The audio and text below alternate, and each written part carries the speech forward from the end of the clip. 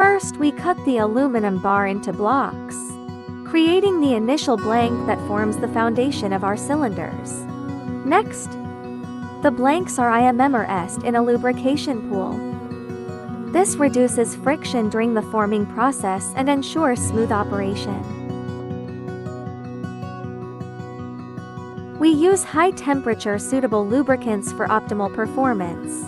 The lubricated blanks are then heated in a furnace to approximately 45050 C, preparing them for extrusion. During hot extrusion, the heated aluminum blanks are shaped into long hollow cylinders by being forced through a die. This step ensures uniform thickness and strength.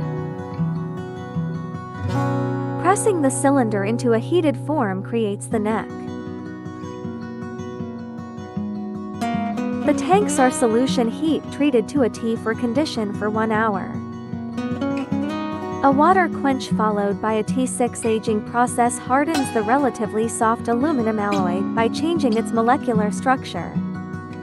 The crush test determines how much external pressure the tank can withstand. Machining and threading prepare the tank neck to accept a valve. Every tank is checked with a thread gauge. Each cylinder undergoes a hydraulic pressure test to ensure it can handle the specified pressure without any leaks. Selected samples are subjected to burst tests to confirm they meet safety standards under extreme conditions. Each cylinder is engraved with a unique factory number, ensuring easy traceability and quality assurance. Finally, each tank must pass strength, metal chemistry, and cosmetic inspections before shipping, and are thoroughly cleaned to remove any manufacturing residues and contaminants, ensuring they are ready for safe use.